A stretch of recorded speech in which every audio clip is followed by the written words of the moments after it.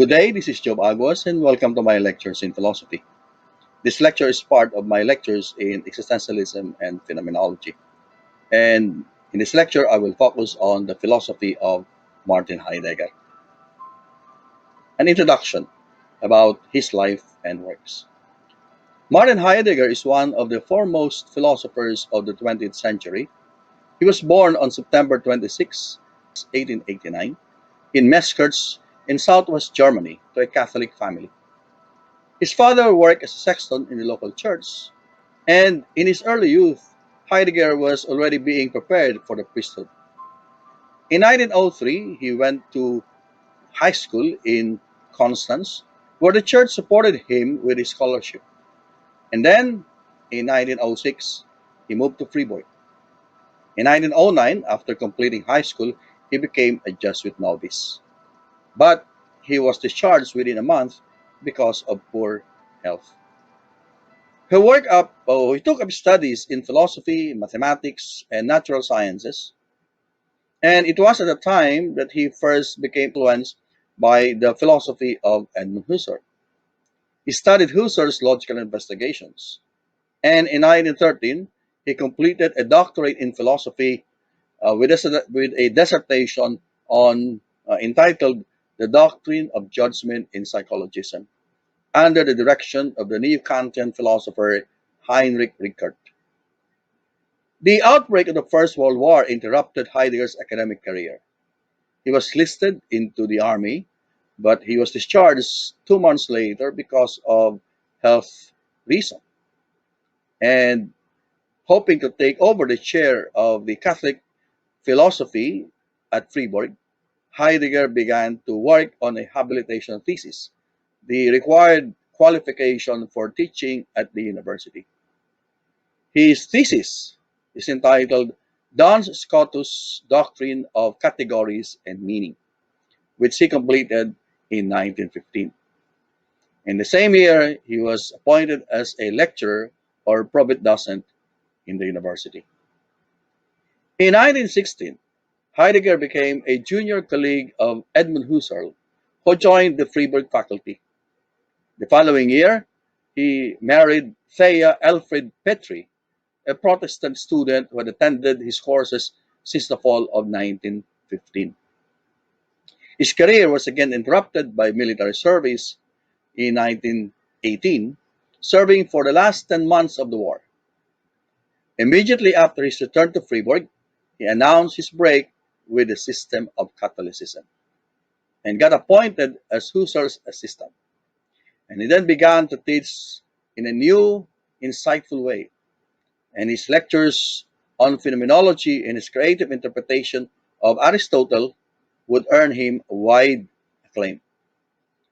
In 1923, with the support of Paul Nator, Heidegger was appointed associate professor at Marburg University. And between 1923 and 1928, he enjoyed there the most fruitful years of his entire teaching career. He extended the scope of his lectures and taught courses on the history of philosophy, logic, phenomenology, Plato, Aristotle, Aquinas, Kant, and Leibniz. However, Heidegger had not published anything since 1916, a factor that threatened his future academic career.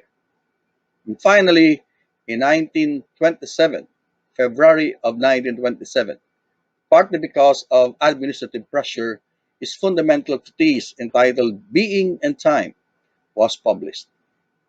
Although unfinished, it was recognized as a truly epoch-making work of the 20th century philosophy, and it earned Heidegger full professorship at Marburg in the same year. A year later, after Husserl's retirement from teaching, he was appointed chair of philosophy at Fribourg University. Although Being and Time is dedicated to Husserl, it contains ideas that are either far or contrary to the position of Husserl.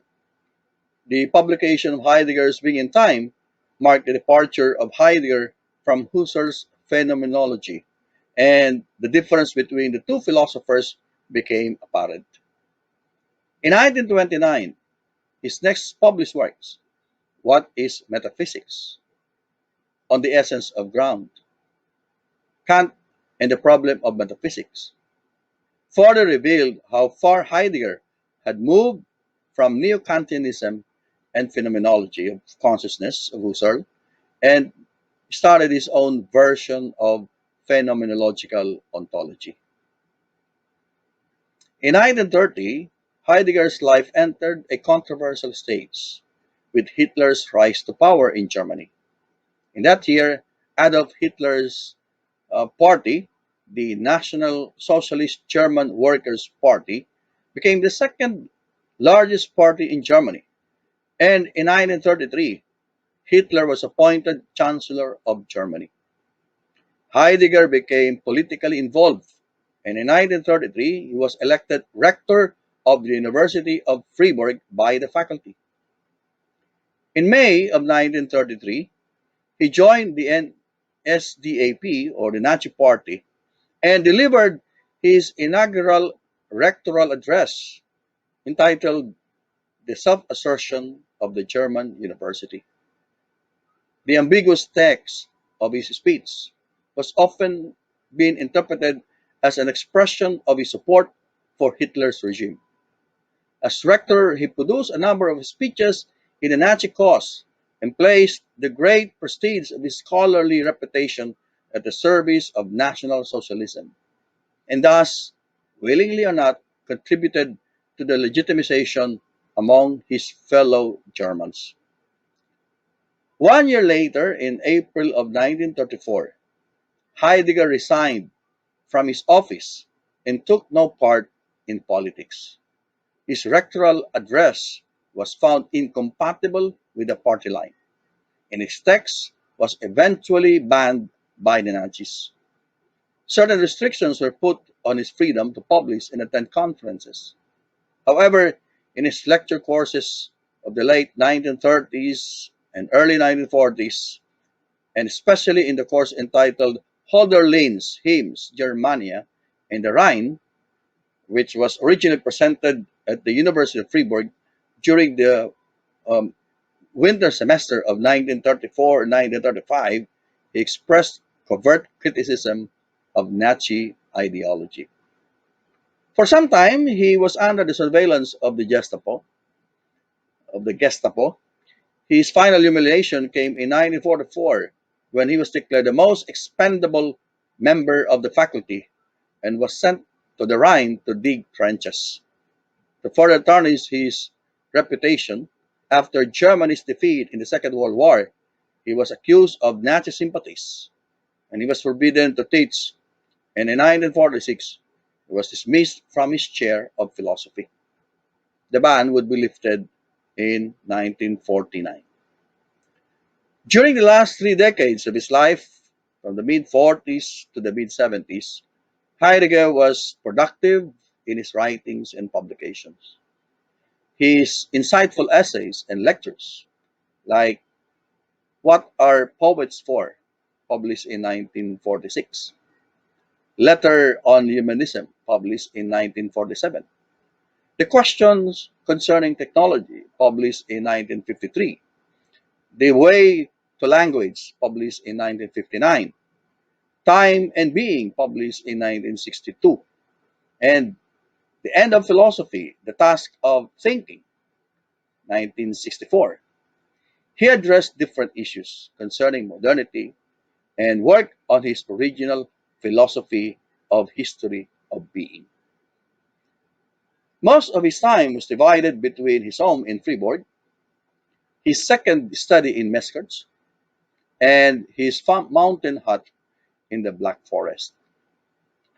In 1966, Heidegger attempted to justify his involvement during the Nazi regime in an interview with Der Spiegel entitled Only God Can Save Us. One of his last teachings stint was a seminar on Parmenides that he gave in Saringen in 1973. He remained intellectually active up until the very end. Before his death, he was working on a number of projects, including the massive Gesamthausgabe, the complete edition of his works. Heidegger died on May 26, 1976, and he was buried in the churchyard of Mesquite. Now, let's go to his philosophical background. Heidegger was inspired to philosophy through Brentano's work entitled The Multifarious Meaning of Being according to Aristotle. Early in his career, he also encountered Husserl's logical investigations, and from then on, he pursued phenomenology with great interest. He belonged to a narrow circle of students and followers of the movement.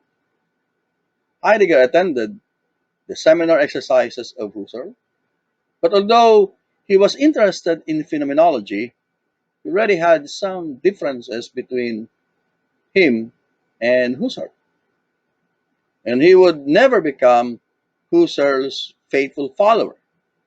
In particular, Heidegger was not captivated by the later developments of Husserl's thought or works, by his neo-Kantian turn towards transcendental subjectivity, and even less by his Cartesianism, but continued to value his earlier work, logical investigations. And laboring over the question of things themselves, Heidegger soon began a radical reinterpretation of Husserl's phenomenology. And that started the gap, the falling between Heidegger and Husserl. For Heidegger, discussing and absorbing the works of the important philosophers in the history of metaphysics was an indispensable task.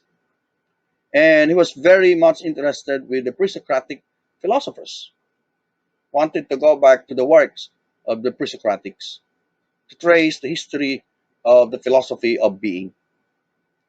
Husserl, on the other hand, repeatedly stressed the importance of a radically new beginning in philosophy, of course, with few exceptions: Descartes, Locke, Hume, and Kant. And he wished to bracket the history of philosophy. Heidegger, however, differentiated himself from Husserl by recognizing the importance of all past philosophers, especially those who discuss about being. Now let's go to his brand of phenomenology, Heideggerian phenomenology. Husserl thought very highly of Heidegger and saw in him his most important student who would continue his work.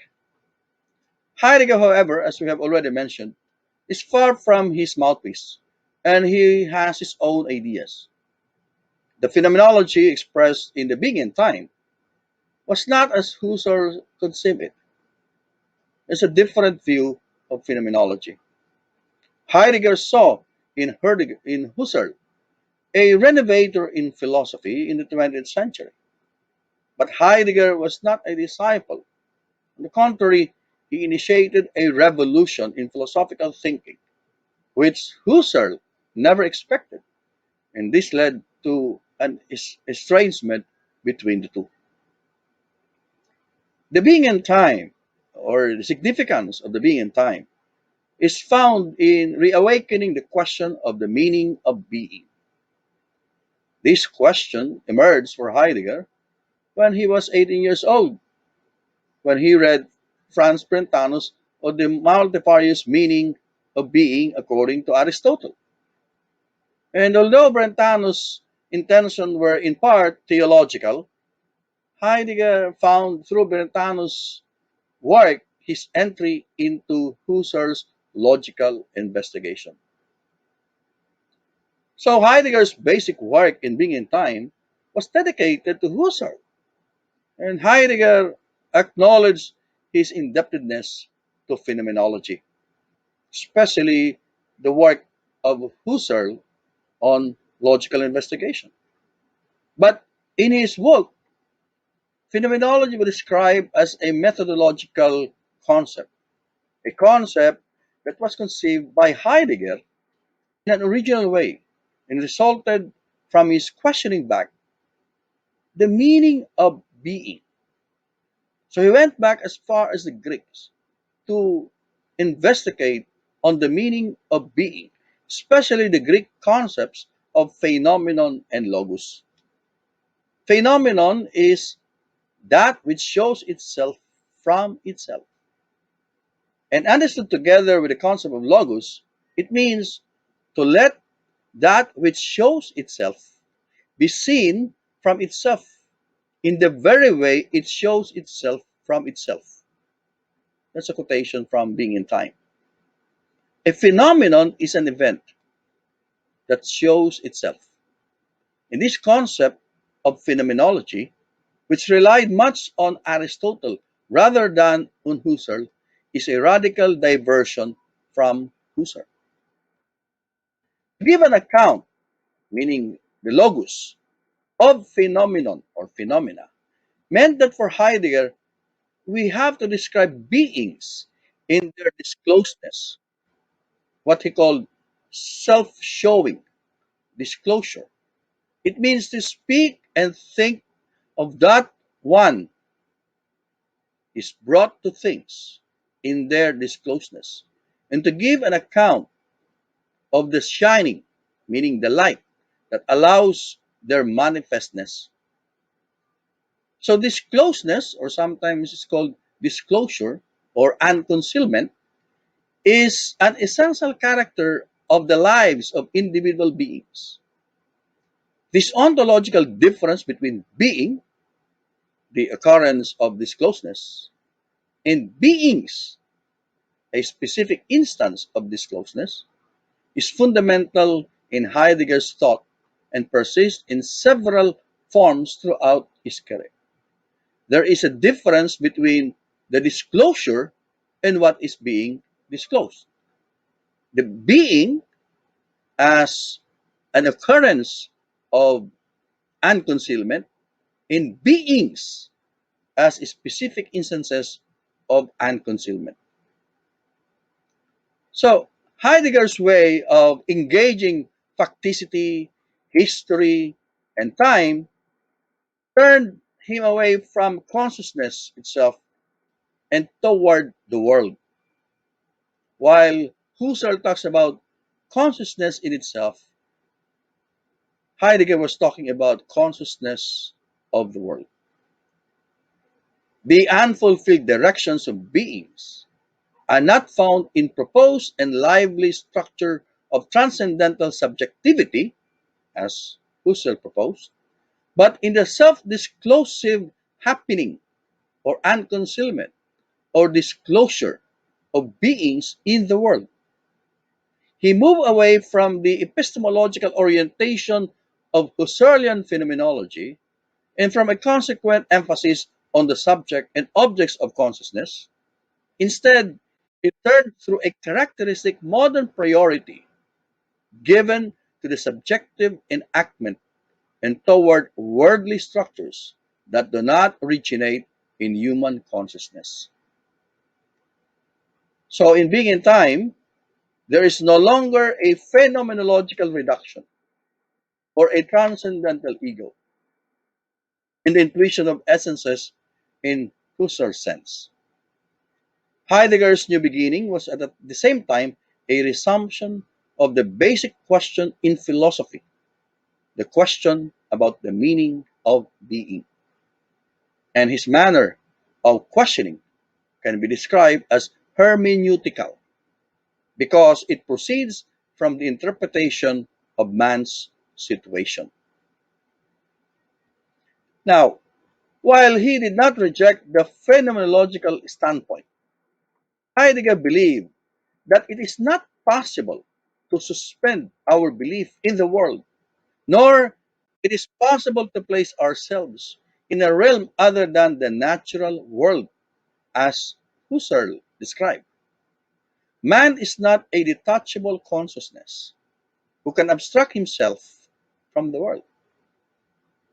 Heidegger pointed out that man is a Dasein, a being there. Man is essentially a being in the world. Thus, one cannot bracket existence, or as epoche requires. our existence and the existence of the world around us are given together as a starting point of phenomenological description. They are part of our facticity. And therefore, we cannot be in a level, in a transcendental level that Husserl described. Because for Husserl, we need to be in that level, in the transcendental level, in order for us to describe or in order for us to know the essence of things. But according to Heidegger, that is impossible because we are Daseins. We are being in the world. We cannot but start the natural world and have our natural attitude. So, the rejection of epoche led Heidegger to equate the practice of phenomenology to ontology, meaning the study of phenomena and the study of the entities in the world are not separable or separate disciplines. It also led Heidegger to draw conclusions that are antithetical to Husserl's phenomenological outlook. Heidegger's notion of the being in the world is an implicit rejection of any form of dualism. Husserl rejected the traditional dualism between consciousness and nature, that of distinguishing the objects of consciousness and the objects in themselves, but he fell into another dualism, the dualism between consciousness and its intentional objects. Heidegger, on the other hand, rejected the entire tradition of epistemological dualism. It started from Aristotle down to Descartes. Heidegger demanded that all philosophy should start with a single concept. That is the concept of being in the world, which is not separable into consciousness and its object. That being in the world is what Heidegger calls the Dasein. Now, next point, his notion of hermeneutic facticity.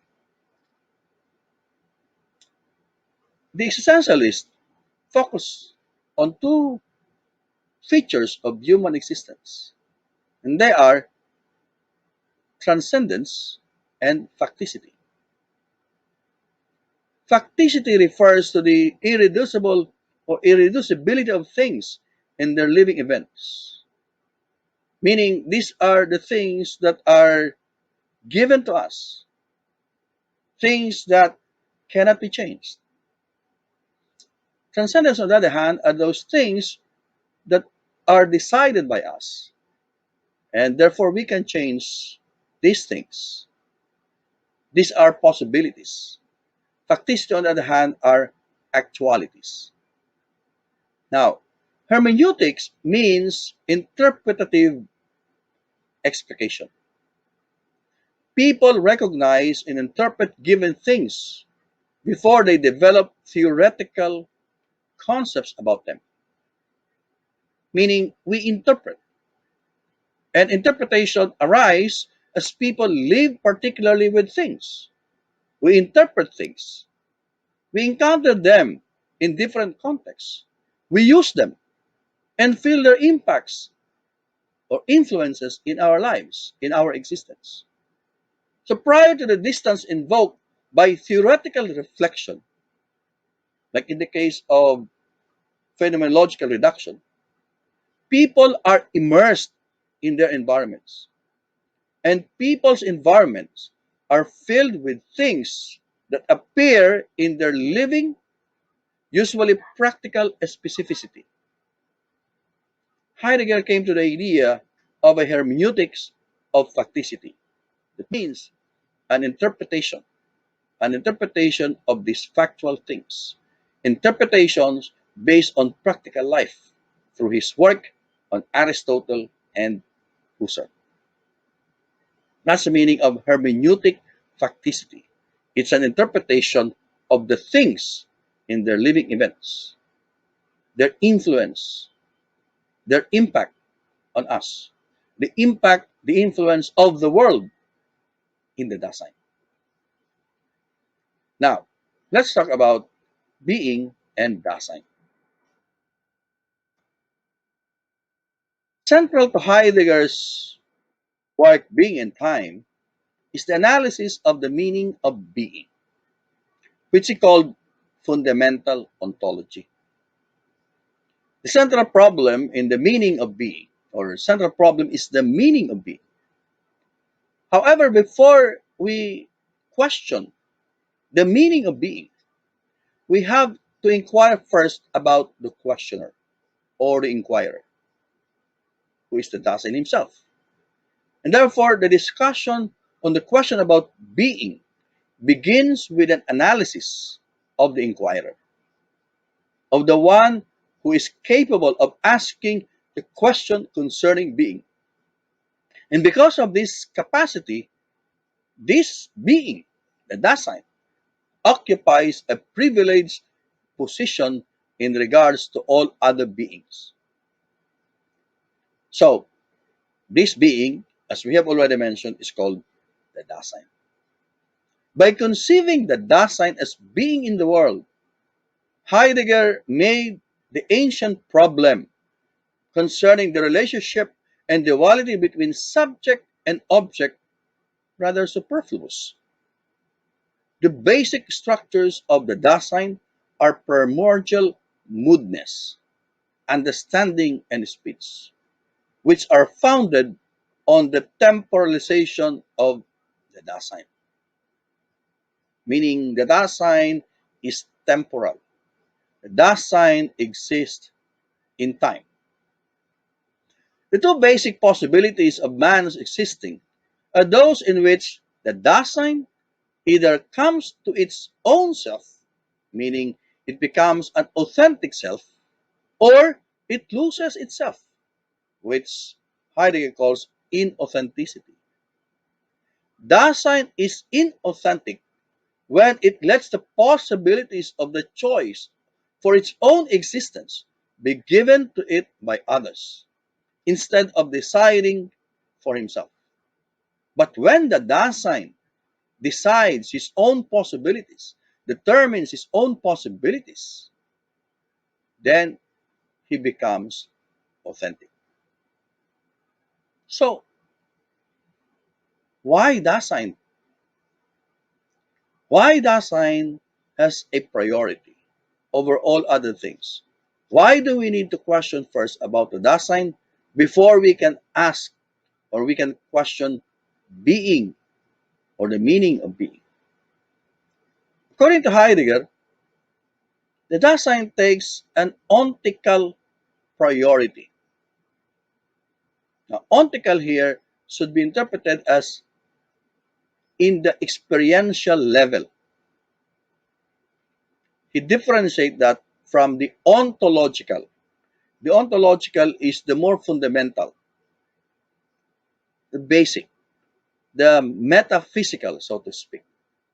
But when you say ontological, it means on the level of experience, on the level of how we are in the existential world.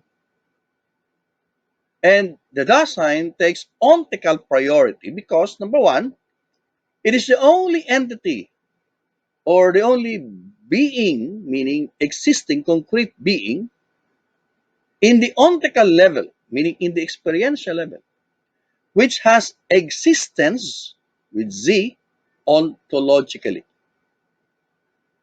Now, just a quick word on the word existence. For Heidegger, to exist is to stand out. And the Dasein can stand out, meaning it can get out of itself and see what is inside itself. The other things do not exist in that sense because they cannot stand out of themselves and see in the inside. This laptop will never have a cognitive relationship with itself. It cannot see itself. But me as a Dasein, I can stand out and I can look into myself. And I can also look into the meaning or essence of this laptop in front of me. That's why the Dasein has an ontological priority, meaning among all other things in the world, it has existence because it exists ontologically, meaning it can see what is inside because it can stand out of itself. Second, it can achieve an understanding of its ontological structure, meaning because it can stand out, it can look into itself, therefore it can understand itself.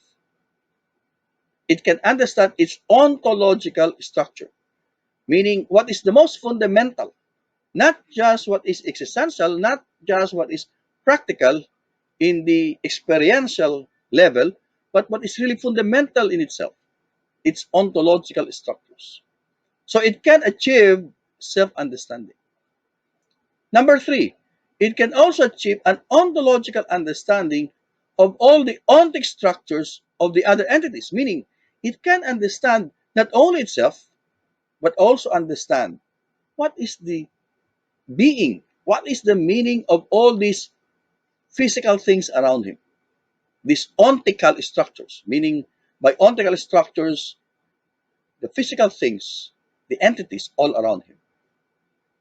So, the ability of the Dasein to have an attitude towards itself and to understand itself in regard to the possibilities of its own being, it's a distinctive mark of an entity characterized by existence. So existence with a Z is exclusive to the Dasein or to man. Only man has existence because only man can stand out of itself and look into itself, do a self-examination, achieve self-understanding, not only of itself, but also of the other entities. It can understand what is this laptop for, what is this mouse for, etc. So it has its ontological priority. So although we cannot grasp being, we can see the distinction between the Dasein and other entities. The Dasein is distinguished from all other entities by the fact that he builds up a certain relationship and understanding of himself. Now, to understand the Dasein, we have to bring to light the existentialia. By existentialia, we mean the basic structure or structural determination of man, of the Dasein. What is the basic structural determination? What are the essential features, the essential characteristics of the Dasein? What really makes up the Dasein? The man being there in the world. And there are three basic existentials. There are other more, but the three basics are Befehllichkeit, can be interpreted as a disposition or the mind, or the state in which the Dasein finds itself. The second is Verstehen or understanding, meaning that the Dasein can understand itself.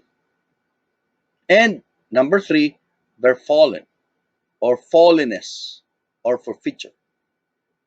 Sometimes the Dasein may forget its own possibility. It may fall, meaning it may lose sight of its authentic existence. So, the being of Dasein is a task imposed on him.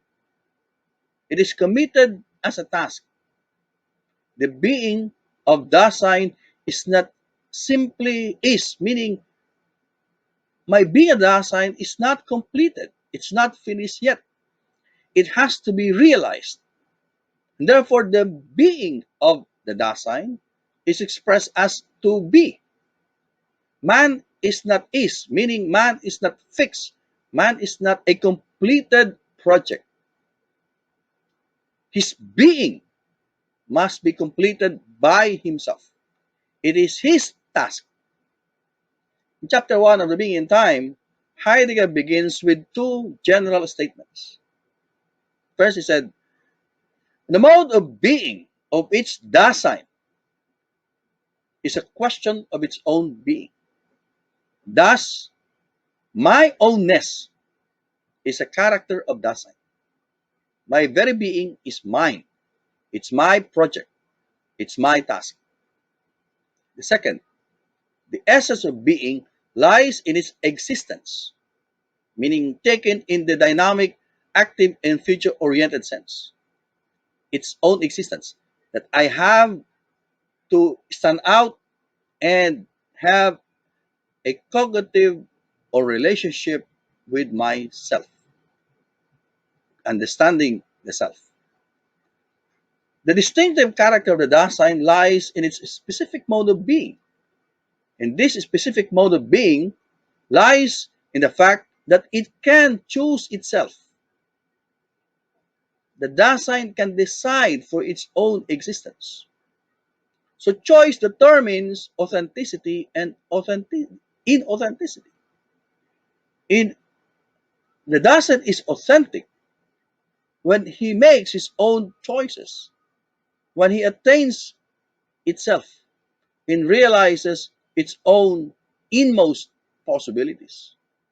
And the Dasein becomes inauthentic when he let the choice be pre-given to it, meaning be determined by others, when he allows himself to be dictated by others, when the mode of his existence is determined and dictated by others.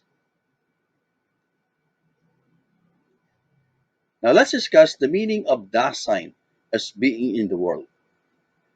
For Heidegger, Dasein as being in the world is the most general structure in which Dasein exists in the empirical ontic level of average everydayness.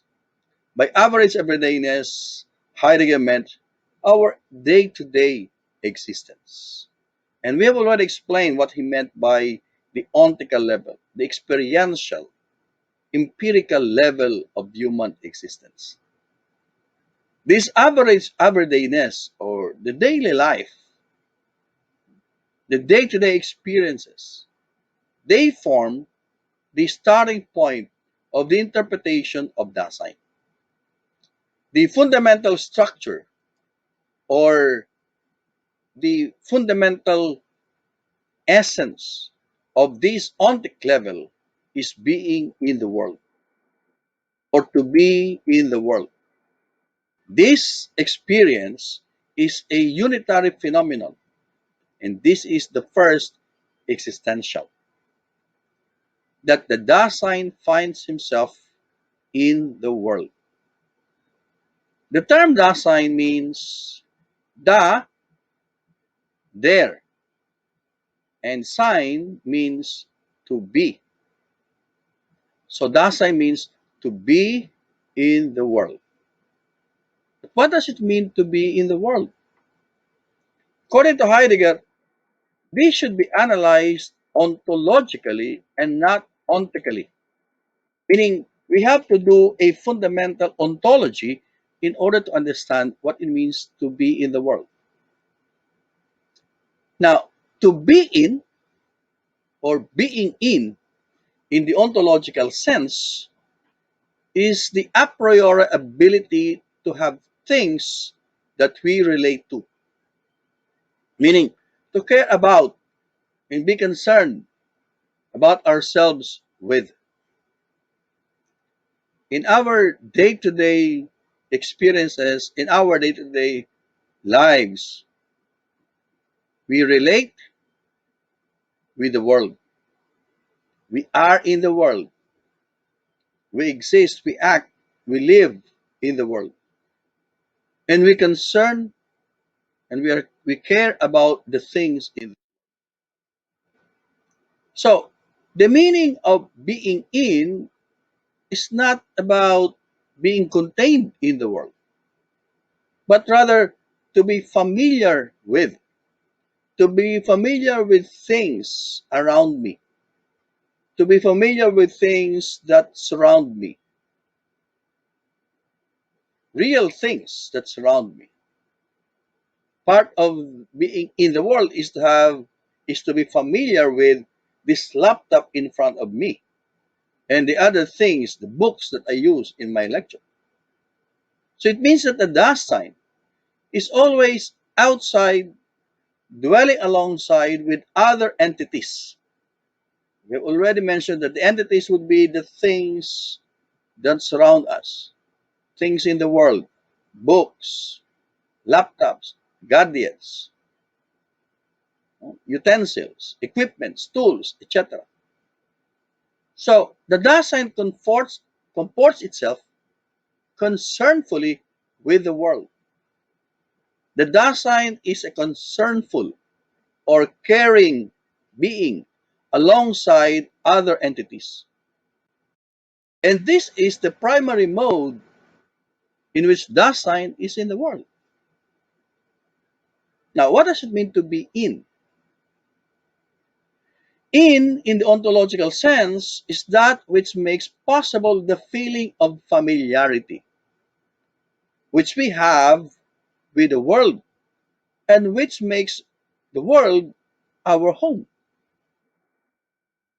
So, in the beginning time, Heidegger writes, when Dasein directs itself towards something and grasps that something, it does not somehow first get out of an inner sphere in which it has always been proximally encapsulated, but its primary kind of being is such that it is always outside alongside with entities which it encounters and which belong to a world already discovered. The Dasein which knows remains outside. It does so as Dasein. End of quote. So, Dasein is being in, meaning it is alongside other entities in the world, while other entities are ready at hand or present at hand. Meaning, this laptop, for example, is ready at hand. It is in my own disposal. It is present at hand. It is available to me. That's the other entities. But me as a Dasein, I am alongside them. I am concerned about them. I care for them. Care not in the emotional sense, but it matters to me to have a laptop. The objects around me matters to me. I am concerned with them. Okay? So uh, Heidegger contrasts this primary mode with a derivative mode, the knowing mode, meaning knowing the world or perceptual cognition. In this derivative mode, that is in knowing, the Dasein disengages himself from his concernful comportment and changes his attitude towards the world. It tends to focus in on something as an object. But in the primary mode is that I am always concerned with things around me, with my books, with the gadgets. But in the derivative mode, I come to try to understand what is a book, what is a laptop, what is a cell phone, what is a pen. But in the primary mode, I just use a pen, I use a laptop, I read a book, etc. Now, the spatiality of being in the world by a spatial space is not an occurrence at a position in a world space. Spatiality, meaning to be in a particular space, is generated by the way Dasein sees things either as far or close. And it shows its character in the perseverance and directionality. Perseverance is an existential that makes farness vanish. Dasein is essentially a disseverance. It lets any entity to be encountered close by as an entity. That is, every disseverant being has always the character of directionality. What do you mean by disseverant? That things are always close by for the Dasein. The gadgets that we use is always close to us. We are always directed to these objects that we use. So it's not something that is distant to us or far from us. Things that we use are always close to us. They're always available to us. Now, let's focus on the meaning of the world. What is the world? The worldhood, what Heidegger calls the Umwelt. Now, Heidegger first gives a negative characterization of the world, the meaning of the world in his philosophy. The world does not denote a way of characterizing entities or neither the interpretation of their being,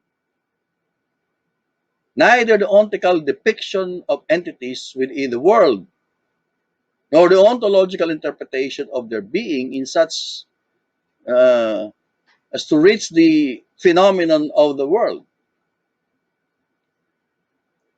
First, the worldhood, or the meaning of worldhood, is an ontological concept that stands for the structure of the one of the constitutive items of being in the world. So, what is the meaning of world?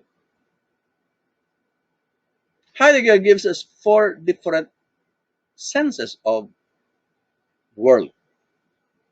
First, the world as an ontological concept. In the ontological sense, it means the totality of all the objects in the world: gadgets, instruments, books, cars, structures, etc. The totality of all these objects, physical objects, entities in the world. The second, world as an ontological concept referring to the being of the totality of entities. So, what is the being? What are these things for? That's the world. So, you have the world of tools, the world of books. And what are books for? The world of books. Part of that world of the books would be the library. What is the library for? That's another sense of world. Second is the world in the pre-ontological existential sense, meaning the connectedness of the world and the Dasein. So, what is this world of books for me? So, there's a connection between my world and the world of books or the world of philosophy. And then the last one is the ontological existential concept of the world. What is really the world?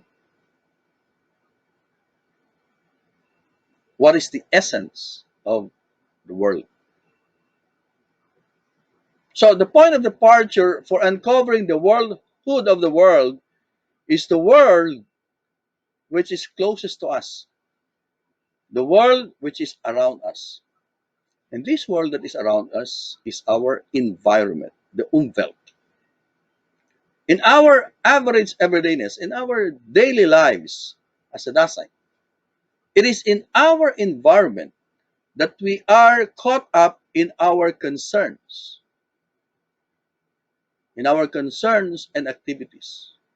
Within this environing world, the world of its surrounding, within this world, we encounter entities that are closest to us.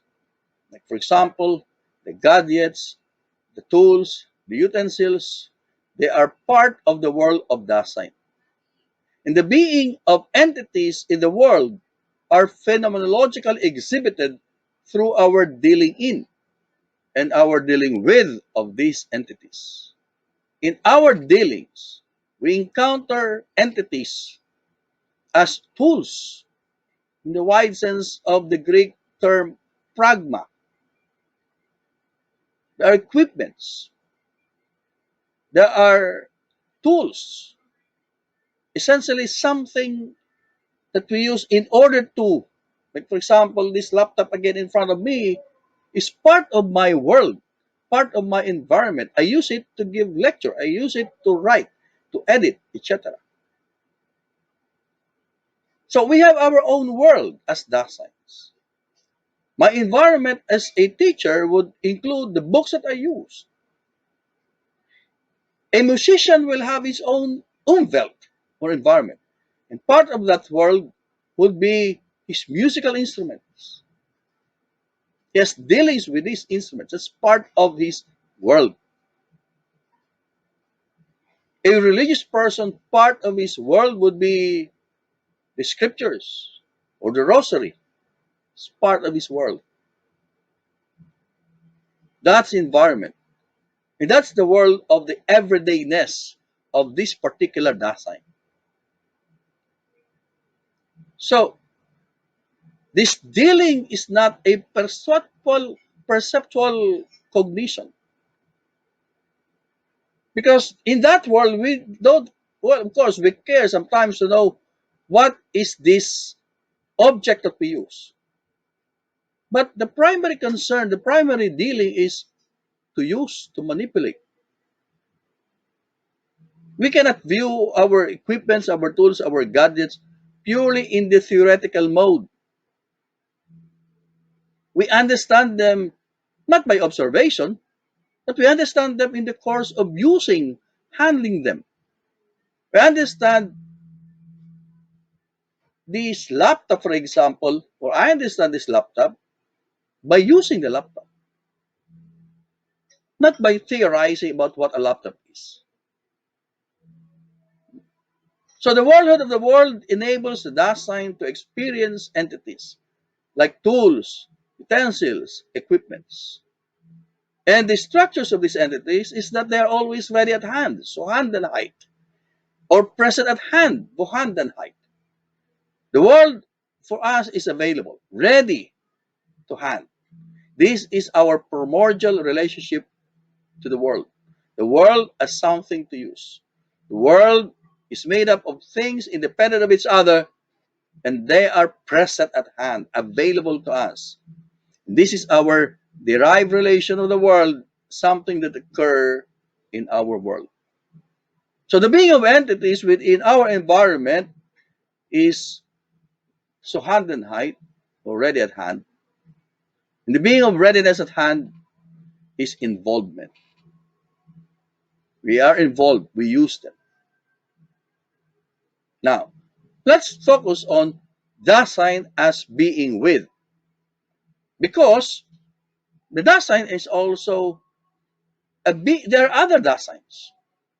There's no such thing as an isolated Dasein or an isolated ego. World of Dasein is a world with.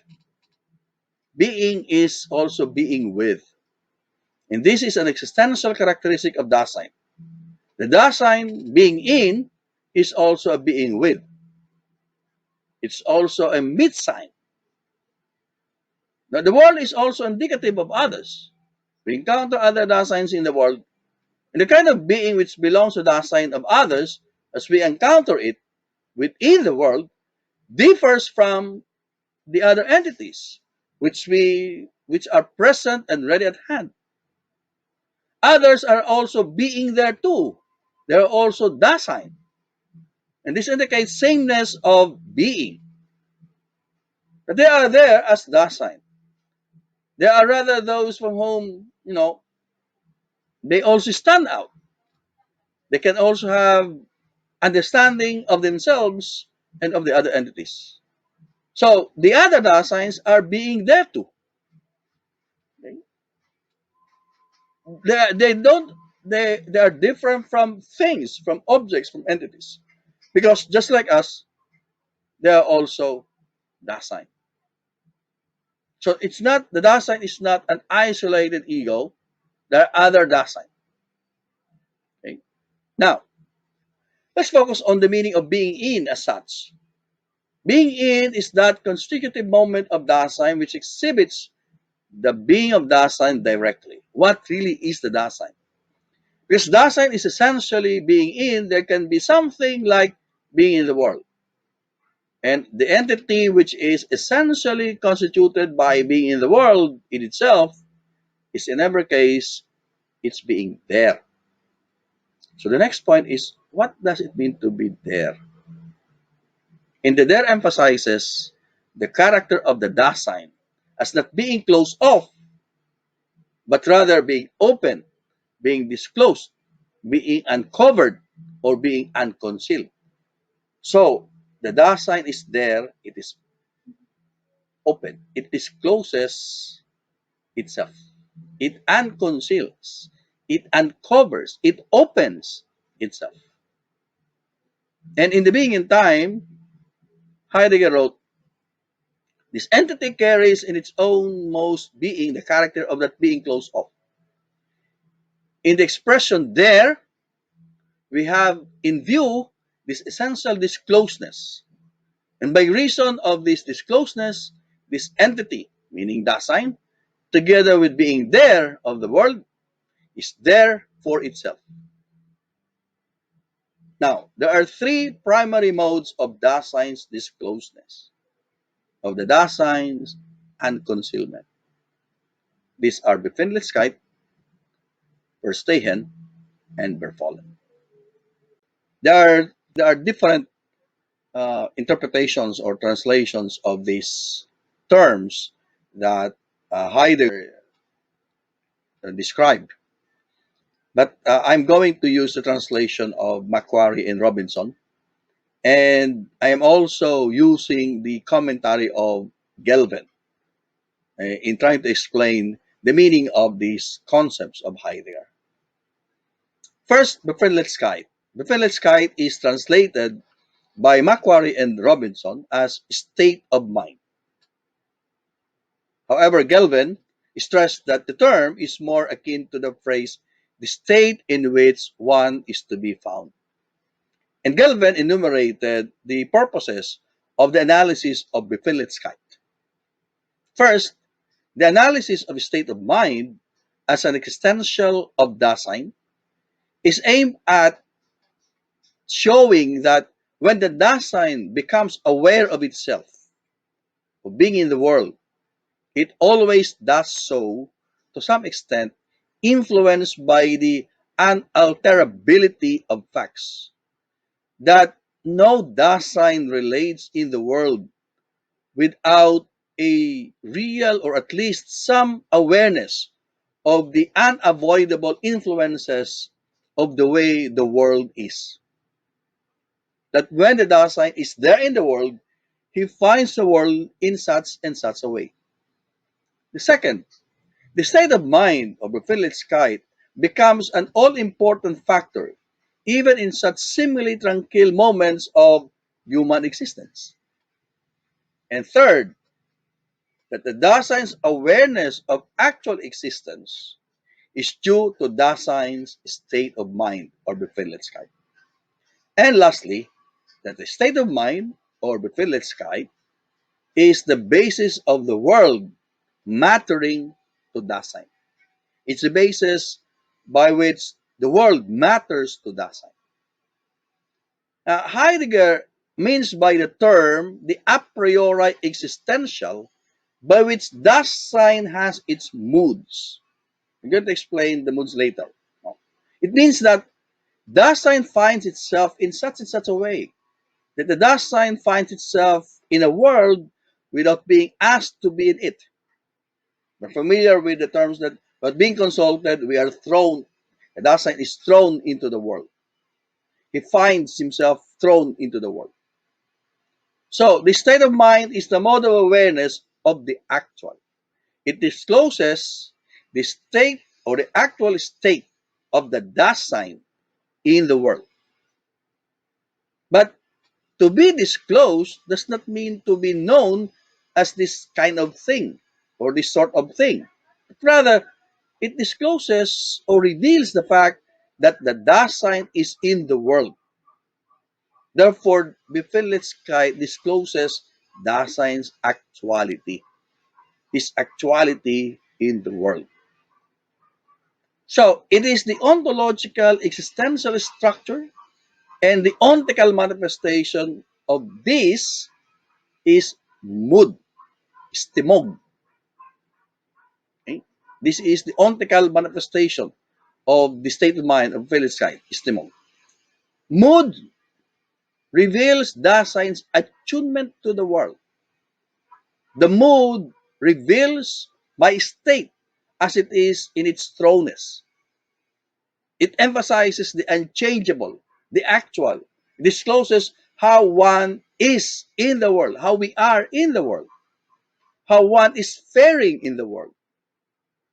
So the mood reveals how the Dasein deals or comports itself with the actual state, with his actuality, how he deals with his facticity. Now, fear provides an example of how state of mind reveals the actual mode of Dasein. It is one of the ways in which Dasein relates to the givenness of the world. And it is an important revelation how significant the world is to Dasein, or how the world matters to Dasein to be. So if you are anxious of being in the world, you have your worries about the world. That means the world matters to you. It reveals the actual mode of my existence. Okay. Now let's go to Verstehen.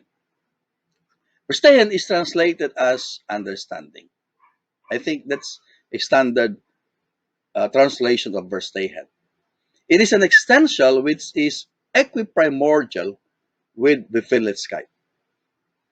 If Befehllichkeit forms the Dasein of its actuality, of how he is in the world, of its own throwness, Verstehen informs the Dasein of its possibilities. In the analysis of Verstehen, there are three important reasons. First, Verstehen provides an account within the existential analysis or analytic of how Dasein is aware of its possibilities. Second, that it provides the basis for Heidegger's theory of interpretation. Because we interpret in as much as we understand. And third, it provides a basis for Heidegger's theory of freedom. Now, understanding of Verstehen as existential is an a priori. It reveals the manner in which Dasein exists.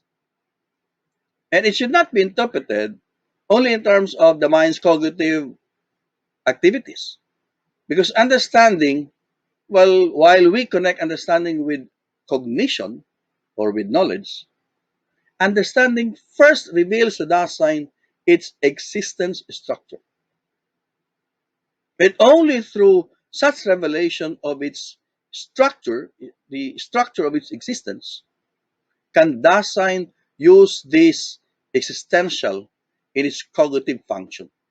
In other words, the Dasein must understand first its own possibilities before it can have a cognitive relation or it can exercise its cognitive function.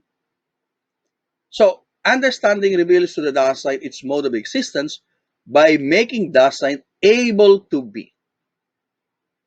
So, if Befehllichkeit tells the Dasein what it is, Verstehen tells Dasein what it can be. It tells the Dasein its possibility for being. Through understanding, the Dasein is aware of his potentiality for being, that it becomes aware of its existence as a possibility. It tells Dasein the possibility is stretching out before him. It's Dasein's potentiality for being. So, it's not just that the Dasein is in the world, but part of its mode of existence is that it can project, it can determine its possibilities. And therefore, the state of mind of a Felicity is a mode of existence that reveals to Dasein its facticity and the mode through which the Dasein is aware of its givenness of the world, and its throwness. Understanding, on the other hand, is the mode of existence that reveals to Dasein its existence, its potentiality. It is the mode by which the Dasein is aware of its potentiality. Now, there are two elements of this notion of Verstehen or understanding. The first one is projection. The function of understanding is projection, meaning to throw forward, entwerf, to throw forward.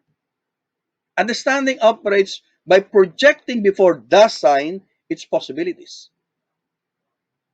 So it puts forward, it throws forward what are the possibilities for the Dasein. So projection is in itself an existential, meaning it is a structure of the existence of Dasein.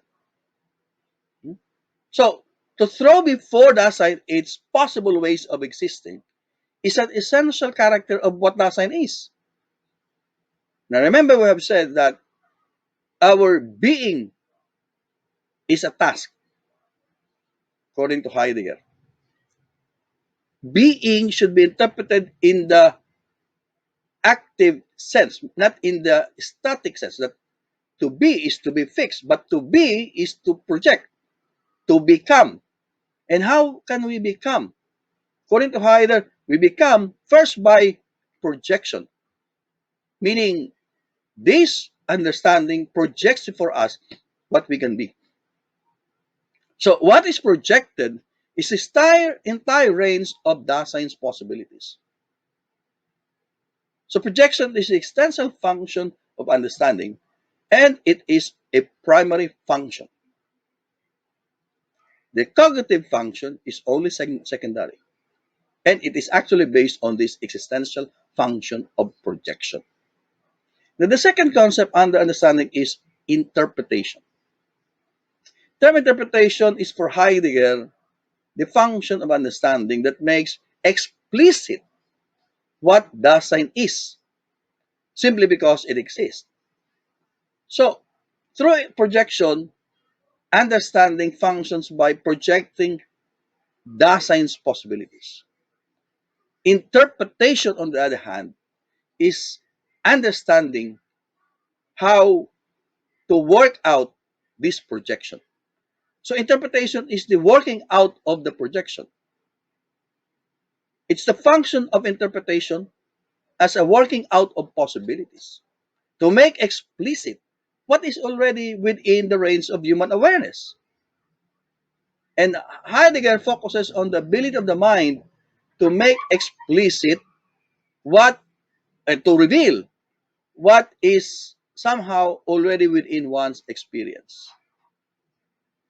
One of these interpretation, function interpretation, is the for structure. For, F-O-R, for. What is this for? So, for example, if I am here in front of my laptop, interpretation is projecting, is working out how I'm going to use the laptop. What is this for? So laptop is for writing, for presentation, for some operations. For, so it projects to the Dasein, to me as a Dasein, I'm going to use this object. That's the function of interpretation, to work out the possibilities. Okay? To work out the possibilities. So I am a teacher. What would be my possibilities? Interpretation is to working out these possibilities. How can I project? How can I determine my possibilities? So that projection of my possibilities will depend on interpretation, the working out of the possibilities. Now, the next element is bare fallenness, or sometimes call it forgetfulness, the forgetting. It means the non-awareness of the significance of what it means to be. So part of the existence of Dasein, part of its disclosure or unconcealment is that the Dasein can also lose sight of its possibilities. It can also fall, meaning it can also forget its possibilities. It can ignore its possibilities. It can forget the significance of what it means to be a Dasein. And this is manifested in idle talk, in curiosity, and in ambiguity. So when we allow, when the Dasein allows other people to interpret for him, to project for him, when it allows other people to uh, tell him his possibilities, that's befallen.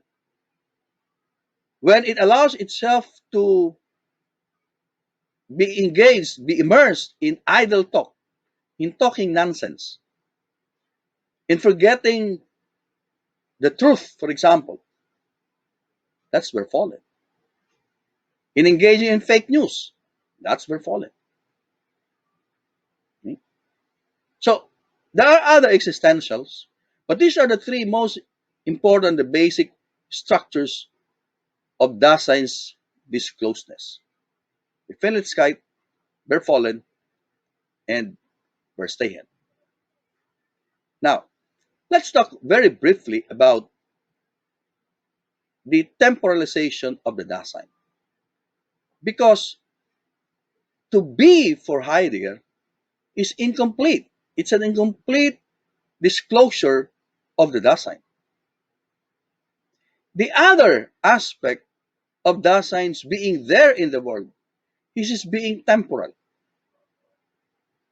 being and time. Which means to be in the world is to be in time. To be in time means to be temporal, to be in time.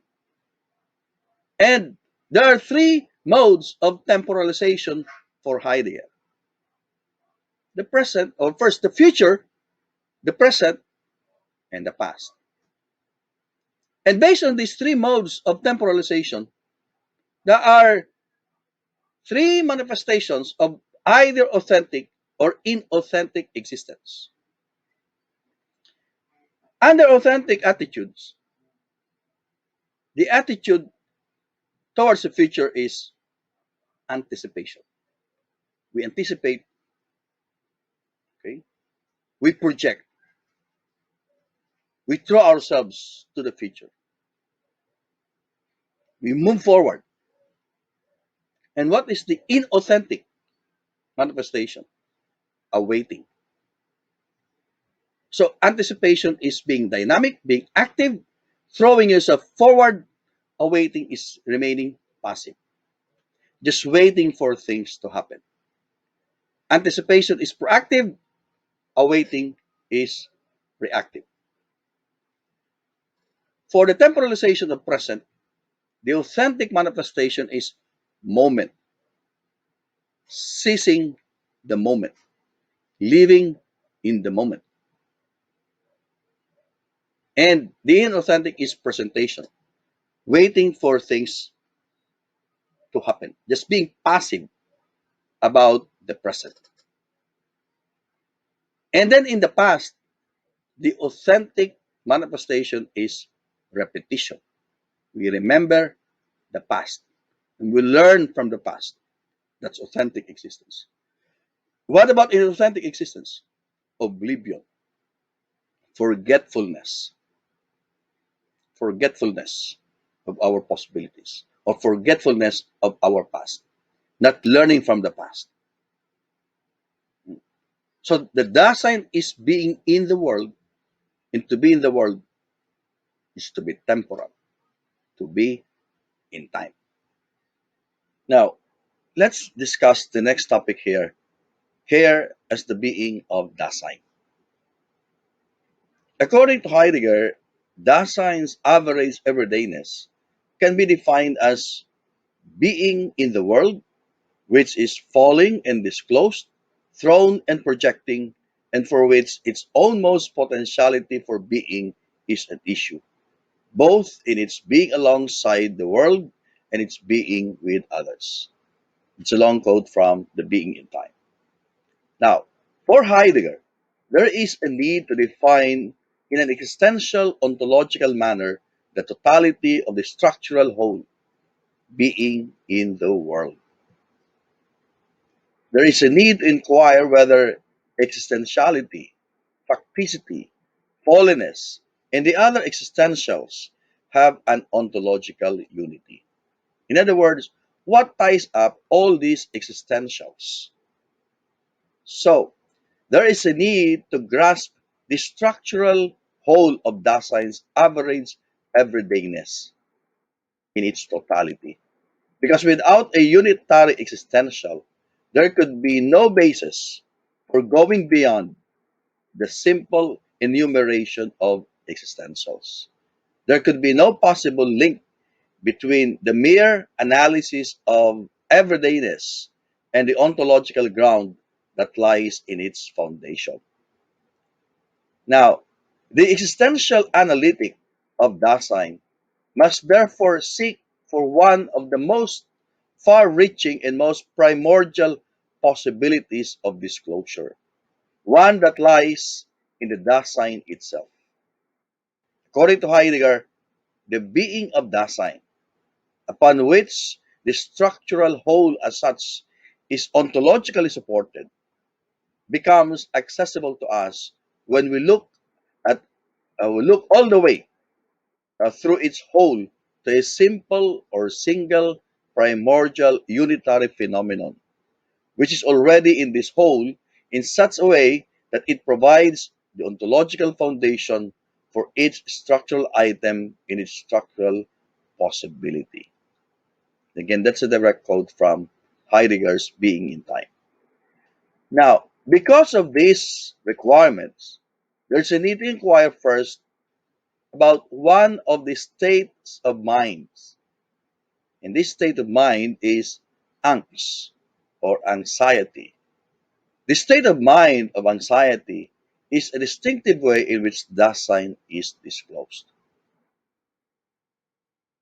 There are instances of weird and uncanny feelings, that of being disturbed, in which the whole familiar world seems to lose its normal significance.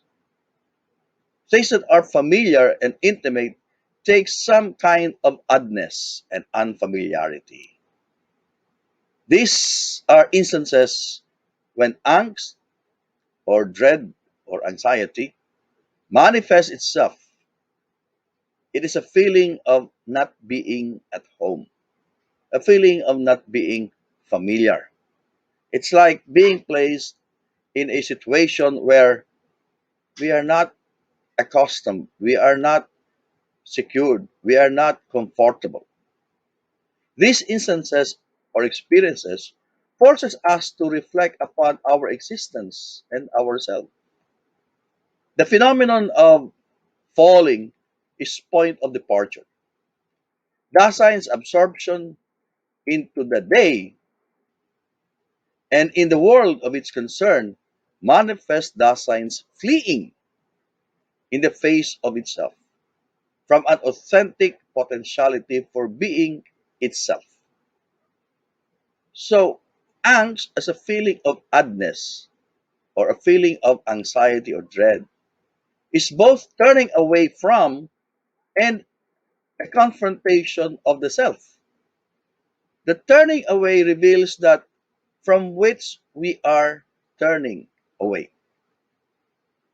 So we are fleeing from something because of this oddness.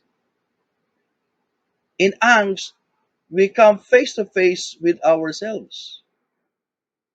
So, according to Heidegger, what bothers the Dasein in its own existence is its own self, its very own existence.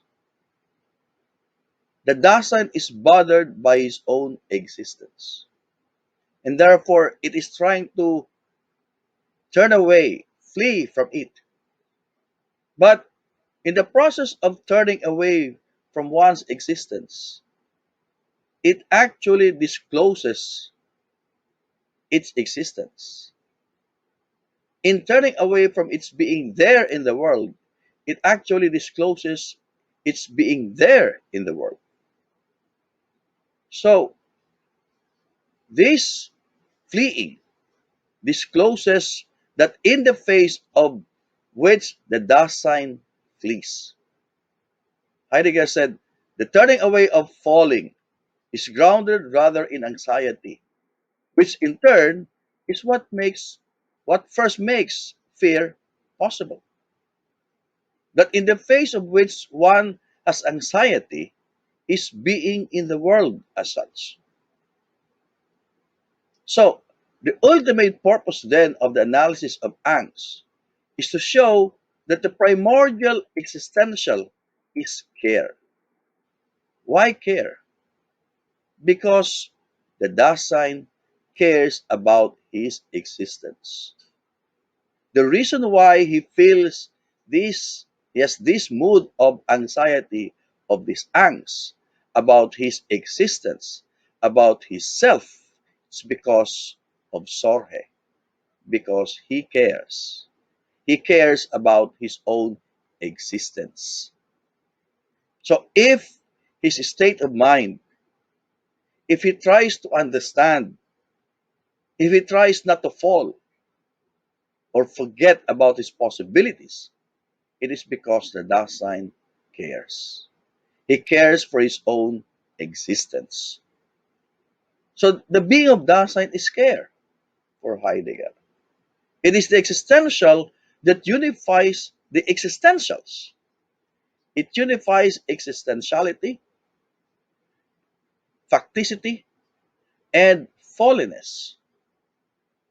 And the being of Dasein as care means, and this is a long, unified term of Heidegger from the being in time, ahead of itself, being already in the world as being alongside entities in the world.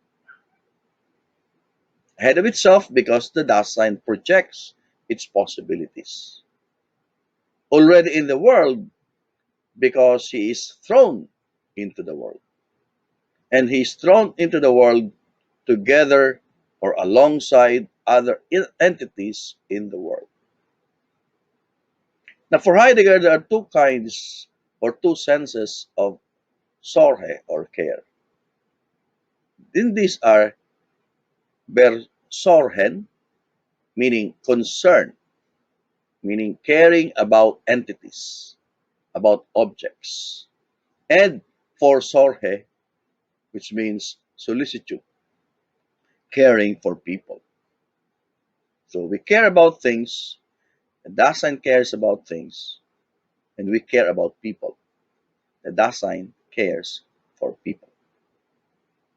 Now, let's go to the next topic here, Dasein and death. Heidegger's analysis of death has nothing to do with a biological account of death, like when life lives and when death begins. It is not about any psychological account of death, like what happens during the last moment of life.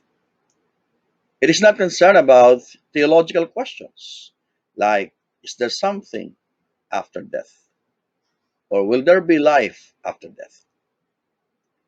It is not about moral or ethical considerations about death, whether death is evil, etc. For Heidegger, death reveals the temporality of our existence. We are here, the Dasein is there in the world, there will come a time when the Dasein will no longer be here, or the Dasein will no longer be there in the world. So it focuses upon our existence rather than upon the inauthentic they self. It becomes the ground for authentic existence. So death is that important phenomenon which can expose the authentic and ontological basis of human existence. The very uniqueness of death is that while its occurrence comes frequently, it comes only once for its person. Everyone views death not only as inevitable but common. It is seen as the ultimate evaluator, the terminal point of a career, the end of life, that which neatly ties up all the loose ends of a personality and binds it up in a nice and sterile package. The Dasein has so many possibilities, and the ultimate possibility, the last possibility, is death. Because it is death that will close everything for the Dasein. So while the Dasein is still alive, he can have all these possibilities. He can project, he can actualize these possibilities thrown before him. But when that death comes, everything will be closed. So death is seen as that perspective from which the end or the totality of human existence can be seen. So as long as death is out of our grasp, so too is our ability to see the totality of human existence. Thus, as long as that sign is, it is not yet. Meaning, not all of its possibilities are fully realized. Yet, as soon as Dasein dies, the Dasein is no more. That's the end of all his possibilities. So, according to Heidegger, the key to the solution lies in grasping the proper nature of the not yet. Not yet. Meaning we are still alive. The Dasein is still existing. The Dasein is still there. That's a very important element involved in the Dasein's existence. The not yet element of human existence is something that is already there. The Dasein is still there in the world. The Dasein is not yet. Dasein, in a very genuine sense, is already, it's not yet. Meaning, while the Dasein is not yet, but the not yet is very much present in the Dasein. Meaning, while death is not yet here, it is very much present to the Dasein. Because sooner or later, the Dasein will die. So one need not be at the end to realize that one is going to end. The perspective is achieved not through being at an end, but being towards the end. The Dasein must realize that yes, he may not be at the end, but he is a being towards the end. Being there also involves being there no longer. And one's awareness that he's going to die is sufficient enough to give him perspective of totality. One need not actually die in order to see his end. So, existentiality, which is being ahead of itself, is provided by understanding. And understanding is the projection of possibilities. And death is certainly a possibility. Death is a certain possibility for Dasein. And as a possibility, it focuses the being of Dasein in three ways. First, it shows that death is my own. I will die. The Dasein will die its own death. The Dasein alone will die his death. So if there's anything that is the Dasein's own, it is his death. I own my death as a Dasein. Second, because it is my own death, it is a Dasein's death, it cannot be shared by anyone. Other people may be alongside or may be there at the moment of your death, but they cannot share our death.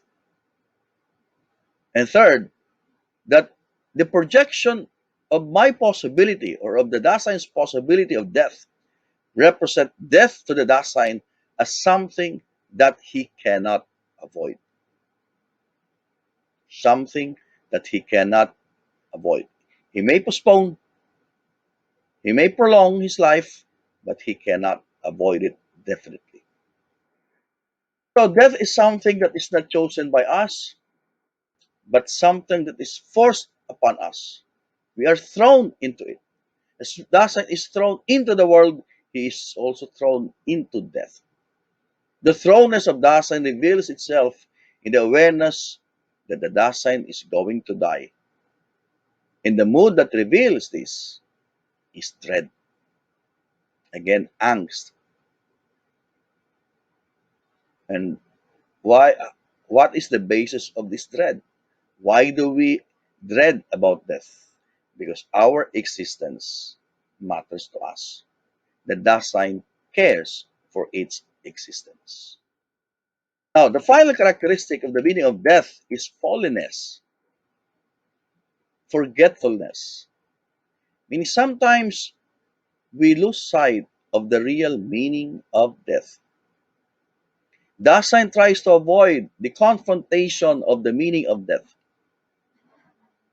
So fallenness here refers to the tendency of the Dasein to exist inauthentically in the day self. The day self plots various ways to avoid the true meaning or the true understanding of what it means not to be there.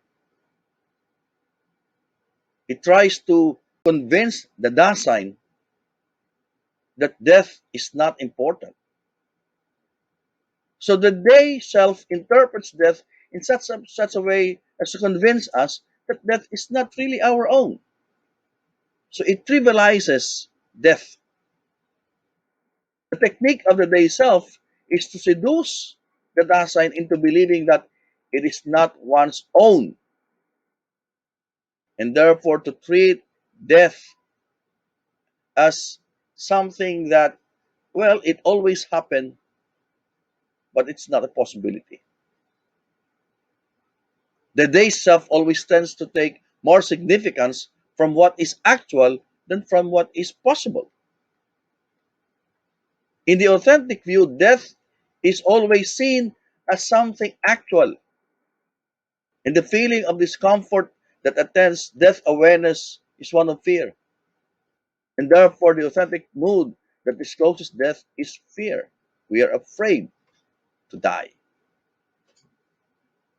But we never take a moment to think about ourselves. If we have attained or projected our possibilities, if we have lived our life authentically, the Dasein is more afraid of dying rather than losing himself. He's more concerned about the actuality of death rather than the possibility of projecting or the possibility of living an authentic life. So the authentic mood focuses not on the actual event, not on the actual dying, but on possibility. And this mood is dread. Dread focuses our attention on possibility. The possibility or the fallenness of the Dasein discloses that inauthentic existence flees from the face of death. It avoids the full significance of the ability not to be, or the possibility or the significance of death. Thus, as Dasein, one lives in the realm of the possibility. The authentic Dasein lives in the possibility of death. Authentic existence is realizing that death is my possibility, that death is there, it's the ultimate possibility, and that while we are in the not yet, we are still here. We need to live and exist authentically. Now, the next and last topic is Dasein and truth as aletheia. In the being in the world is a fundamental feature of Dasein.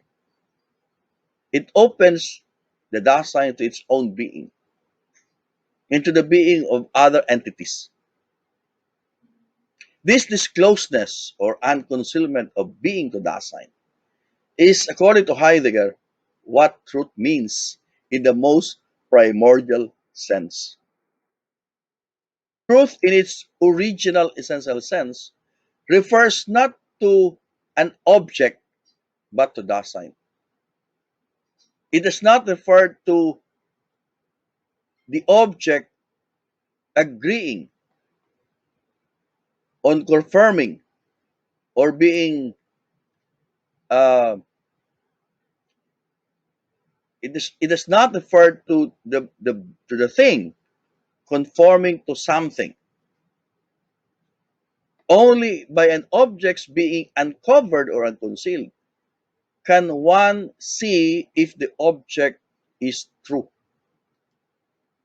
In other words, while we understand truth as the conformity of an object with something, like for example, conformity of the object with the mind, according to Heidegger, this conformity, this being true of the object, can only be seen if the object is uncovered or disclosed. And this is the meaning of truth as aletheia. Truth is unconcealment or discloseness. To be true means to be uncovered or unconcealed. Because if a thing, a being, is uncovered, or meaning it is covered, then we can never see if it is really true, meaning if it conforms to something. So it belongs to the nature of the Dasein to disclose. In fact, the Dasein is also disclosed. The Dasein is discloseness. And it is to the extent that it discloses itself to itself that the Dasein becomes true to the self.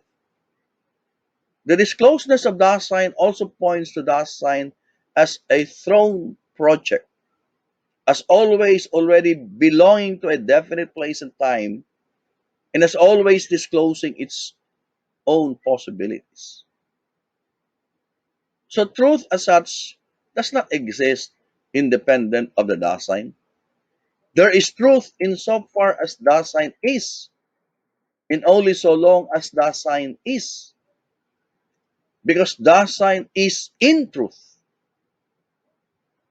However, it does not mean that Dasein has always been in truth, because the Dasein can also be in the untruth. The Dasein can also have inauthentic mode of existence.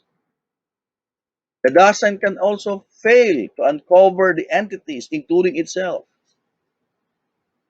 It shows that the Dasein can also fall. It can exist as fallen. It can also be lost into the world and always concealing even as it unconceals. So the truth for Heidegger means that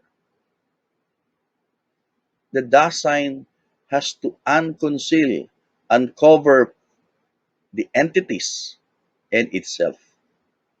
That's the meaning of truth as aletheia, unconcealment, this closeness. So, for Heidegger, there's no truth without the Dasein.